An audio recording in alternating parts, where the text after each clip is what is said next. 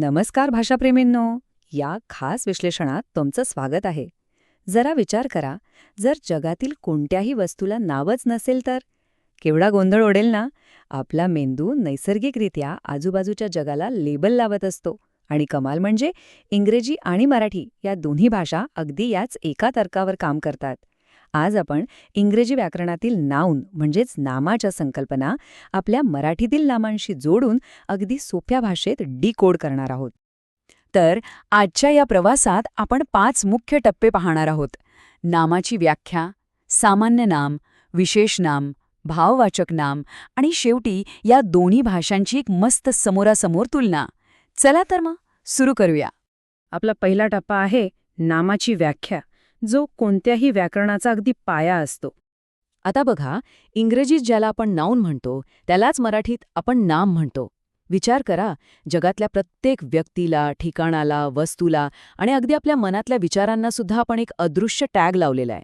Boy, city, table किंवा happiness घ्या.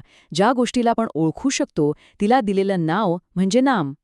माणसाने संवादासाठी शोधून काढलेलं हे खरंच सर्वात भारी आणि मूलभूत साधन आहे. यानंतरचा आपला दुसरा टप्पा आहे सामान्य नाम, म्हणजेच इंग्रजीतील कॉमन नाउन्स, आपल्या रोजच्या वापरातल्या वस्तू. आपल्या आजूबाजूच्या रोजच्या गोष्टींचा थोडा विचार करा. हे असे शब्द आहेत जे एकाच वर्गाच्या किंवा प्रकारच्या गोष्टींचं प्रतिनिधित्व करतात. यात कोणाचीही अशी स्वतःची विशिष्ट ओळख नसते. उदाहरणार्थ, जर मी कंट्री म्हणजेच देश असा शब्द वापरला तर तो जगातला कोणताही देश असू शकतो, बरोबर? किंवा बुक म्हटलं तर ते कोणतंही पुस्तक असू शकतं. हे एक सर्वसाधारण वर्गीकरण आहे जे आपण रोजच्या बोलण्यात अगदी सहज वापरतो. आता इथे गंमत बघा, इंग्रजीतील कॉमन नाऊन आणि मराठीतील सामान्य नाम यांच्यात किती अचूक साम्य आहे. The boy is reading a book हे अगदी साधं वाक्य घ्या.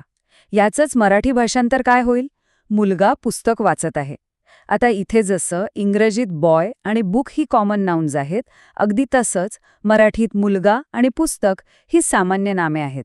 म्हणजे काय, तर दोन्ही भाषा एकाच तर्कावर चालतात हे इथे अगदी 100% सिद्ध होतं. आता वळूया आपल्या तिसऱ्या टप्प्याकडे. 3. विशेष नाम म्हणजेच प्रॉपर नाउन्स, विशिष्ट नावे. मगाशी आपण सामान्य गोष्टी पाहिल्या, आता त्यांच्या एका वेगळ्या आणि स्वतंत्र ओळखीकडे जाऊया.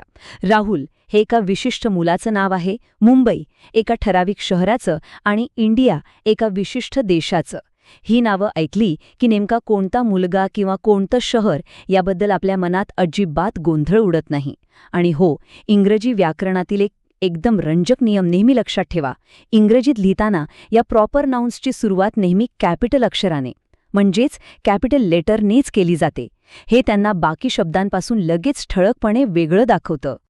थोडक्यात सांगायचं तर इंग्रजीतील प्रॉपर नाऊन म्हणजेच आपलं मराठीतील विशेष नाम. राहुल लिव्ज इन मुंबई या वाक्यात एक विशिष्ट व्यक्ती आणि एक विशिष्ट शहर आहे. हेच मराठीत सांगताना आपण म्हणतो राहुल मुंबईत राहतो. या साध्या भाषांतरात राहुल आणि मुंबई हे 2 शब्द वाक्याला कसा एक निश्चित आणि अद्वितीय अर्थ देतात ते पहा. विशेष नामे अशीच ठळकपणे उभी राहतात आणि आपली स्वतःची ओळख निर्माण करतात. चला आता आपला चौथा टप्पा पाहूया. 4. भाववाचक नाम किंवा ॲब्स्ट्रॅक्ट नाउन्स म्हणजेच अदृश्य संकल्पना. आता आपण एका अशा जगाकडे वळणार आहोत जी आपल्या डोळ्यांना दिसत नाही पण आपल्याला अगदी आतून जाणवतं. मानवी गुण, अवस्था किंवा आपल्या कल्पना या काही भौतिक वस्तू नाहीयेत ज्यांना आपण हात लावू शकू. ऑनेस्टी म्हणजेच प्रामाणिकपणा, लव्ह म्हणजे प्रेम किंवा चाइल्डहूड म्हणजेच बालपण हे शब्द याच अमूर्त आणि अदृश्य भावनांचं अतिशय ताकदीने प्रतिनिधित्व करतात. ॲब्स्ट्रॅक्ट नाऊन आणि भाववाचक नाम यांचा हे कनेक्शन समजण्यासाठी honesty is the best policy हे अगदी प्रसिद्ध आणि साधं वाक्य पहा. याचं मराठी भाषांतर होतं प्रामाणिकपणा हे सर्वोत्तम धोरण आहे. आता बघा, ऑनेस्टी किंवा प्रामाणिकपणासारखी पूर्णपणे अदृश्य संकल्पना सुद्धा या वाक्याचा कर्ता किंवा सब्जेक्ट म्हणून किती भक्कमपणे उभी आहे. मानवी अनुभव आणि भावना व्यक्त करण्यासाठी या प्रकारच्या नामांची आपल्याला नितांत गरज असते. आणि आता आपला शेवटचा आणि 5वा टप्पा. 5. दोन्ही भाषांची समोरासमोर तुलना. आता हा थोडक्यात तुलना करणारा तक्ता बघा. हा तक्ता निर्विवादपणे सिद्ध करतो की इंग्रजी आणि मराठी दिसायला जरी वेगळ्या भाषा असल्या तरी त्यांचा मूळ गाभा, त्यांचा तर्क पूर्णपणे एकच आहे.